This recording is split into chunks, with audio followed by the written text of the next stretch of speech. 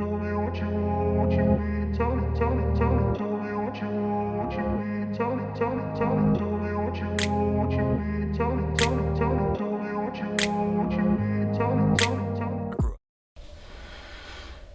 Welcome. It has been a while since I've done a video about a potential upcoming lens that I may certainly be interested in adding to my lens lineup. And this lens that I'm talking about in this video certainly intrigues me. It may certainly be one that I look to add to my lens lineup. I've been looking for a smaller telephoto style lens to add to my collection. I do have a Sigma 150 to 600, but that's quite big, and to be honest, there are places probably that I couldn't take it and walk. Places I want to go walk around with a little bit of a smaller lens, and so this one certainly, like I said, it interests me. This is the image and basically the name of this lens has been shared around online. I saw it myself via Sony Alpha Rumours on their Twitter page. And there's a very short article on their website. I'm obviously talking about the Tamron 50 to 400mm f4.5 to 6.3 Di3 VC VXD lens. What really interested me in this one is actually the report that this potential lens is not officially announced yet, so hopefully soon, but this lens is apparently for Sony full frame cameras. Now I'll go break it down a little bit piece by piece in this video of what we know about this lens. First of all, Tamron with another full frame Sony lens. Yeah, what do you expect? They've been making lenses for Sony cameras for a few years now, and overall they've been very well received. I myself have the 28 to 75 f2.8 first generation, and I've been fairly happy with the images. Pretty happy actually, to be honest, with the images that I've got, especially in some low light situations that I photographed in. I've been extremely happy with the results. So Tamron have come in, partly owned by Sony. I think it's 10 to 12%, but Tamron certainly had made a big impact in terms of lenses for Sony cameras. Obviously, the focal length is one of the parts that really jumped out to me in terms of this lens. 50 to 400mm. Like I said, that's why it set me back a little bit of thinking, okay, this is for full frame Sony lenses. Normally this kind of focal length, and I know Sony and Tamron are in agreement not to exactly replicate Sony, some Sony lens focal lengths and ranges, because obviously Sony want to sell their own lenses, but 50 to 400mm is a very versatile lens focal length. Very, very versatile focal length, the truth is. I think some people will write this lens off because it's 350mm of focal length. Some people will say it's not the big, it's not going to be the best, sharpest image from this lens due to the long focal length. I think, as I said, Tamron lenses have been very well received generally. I think that what gives me kind of hope that this might be a really good lens, or at least a decent lens, is that reception that Tamron lenses have got. Certainly optically, they've been very well received, so I'm hoping that Tamron have been putting their expertise into yet another lens, and so 50 to 400mm, I'm hoping this will perform pretty decently optically. The aperture is something else that people will try and write this lens off, and I've not obviously got this lens. It's just this has just come up. I think people will write this lens off though due to the aperture, f4.5 to 6.3, and I will say I don't think we'll have f4.5 for very long. It'll very quickly jump to f5, then f5.6, then obviously to 6.3. It's not the fastest aperture in the world. To be honest, if you're wanting, and to be honest, there's been a bit of a snobbery I've seen in the last couple of years of some zoom lenses. Why is this? It's almost like every zoom lens, especially some of the kind of technically more towards telephoto lenses, should be f2.8. If you're really wanting that, I think you would go for a lens like Tamron's 35 to 150, which is f2 to f2.8. You'd spend the extra money, and I'll get to price on this lens in a little bit. We don't know it, but I think I'm going to take a guess on it. I think you're going to spend extra money for a lens like that. I'm not sure what the whole lens lineup for Sony is in regards to zooms and 2.8, but I think, to be honest, you'd probably avoid this lens and spend the extra little bit of money. I know there's difference in the focal length, but I think, to be honest, if you're really wanting that f2.8, you'll go for that 35 to 150 f2 to f2.8 instead of this lens. But yeah, honestly, I've never really had a problem really at f6.3. I know, again, it's not the fastest aperture, but I regularly use my Sony 24 to 240, especially at the longer telephoto millimeters, so I'm regularly photographing at f6.3. I don't think with modern cameras and modern lenses it's that as bad as it used to be. I still get some quite decent results, just because the way I do street photography, I use that lens. I kind of prefer to be away from people. That I've never been one to go up to really close to people, and I don't think, to be honest, here in Dundee, I don't think it would be really appreciated.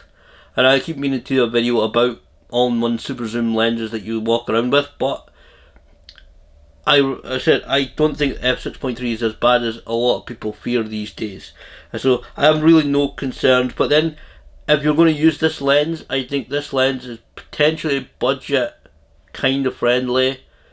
I think it's aimed more for like birds and wildlife, and I've been using my Sigma 150 to 600 millimeter lens, which is a bit big to be honest to be carrying around all the time, and I've been regular at like f8 and f9. So I think with this kind of lens, this is more intended for you would be at like f8, f9 anyway, for photographing birds and wildlife. I think that is kind of the idea of this lens. Just think again, the 35 to 150 or their 70 to 180. I think those are kind of more street, general walk around lenses that I think you would more towards those lenses and pay the money for those lenses rather than this type of lens. And I've been thinking about the 70 to 180 as well, which is kind of reasonably priced, and I think might be the same price as this lens, but I'll get to that. In terms of the lens itself, there is two switches. Both look like they have 3 positions each. There's the VC and there's a custom button. VC on a vibration compensation or on a lens like this is really welcome, especially if you get to like towards 300 millimeters or 400 millimeters. You got a lot of shake, even if you move a little bit or there's the wind. I've had that lately. The last time I was at a local ponds with my Sigma telephoto lens, that 150 600, the wind was quite bad a couple of times, and so even I had the lens extended to 600 and it was being blown about a little bit, so that's always handy. That has VC on it, or optical steady shot, whatever the Sigma call it. But any vibration compensation is very welcome at those longer telephoto lens. It also has 3 positions at VC. Also on 3 positions it seems the custom button. I will suggest this very quickly. If that custom button, which probably going to be used with that Tamron tap-in console thing, I don't have that myself. I only have the Tamron 28 to 75 f2.8, so I don't really need that, the first generation of that. So I don't feel the need to buy the console thing. But if you can set that custom switch to focus limiting, I think that would be very handy. Again, birds, wildlife, I think this is the kind of idea for this lens. Birds, wildlife, maybe a little bit of landscape. I think if you could set this to custom button or custom switch to focus limiting, I think that would be a very handy thing to have using the lens. The lens is details that we know. There's no suggestion about filter thread. It potentially 67. I mean, it looks fairly smallish on the image. The front end of the lens looks fairly smallish, so it could be the Tamron. It could be Tamron's almost traditional now 67mm filter thread. No guarantee on that, but it kind of looks like it's a relatively smallish filter thread on it. To be honest, it looks like it's fairly smallish, so perhaps it is 67. The lens itself looks fairly chunky. Looks a bit of a chunky lens. I obviously again with the 35 to 150, that's about 1,100 grams.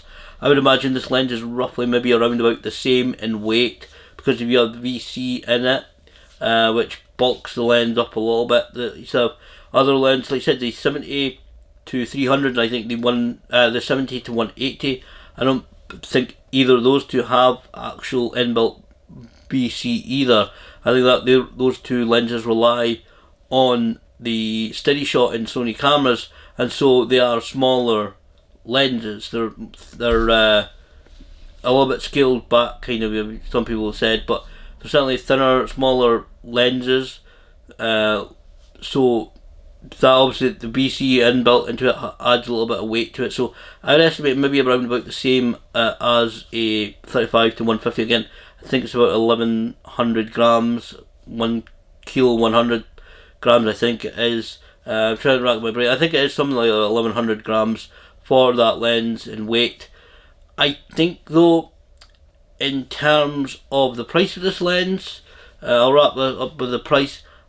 Obviously, I believe, if I remember this correctly, I think the 35 to 150 is about £1,700 in the UK. Don't know what that is in dollars and euros and whatever.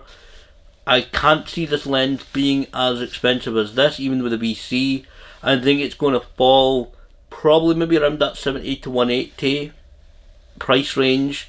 I think it's going to be in somewhere in between. The 28 to 200 I think is £800.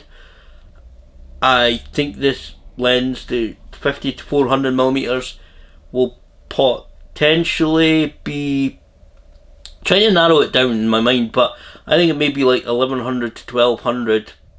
I think any higher than that, I think there's a market for this lens, but I think if they price it too high, then they might price themselves out of the market a little bit. Depends on what their building costs are, depending on what the obviously the price, the expense of this lens is. But I think any higher than like 11 to 1200, it may even reach maybe £1,300, maybe. I wouldn't want to see it any more than that, especially. Otherwise, I think they have the risk of perhaps pricing themselves out of the market. I think this is a decent lens. I think it's got potential, absolutely. 50 to 400mm.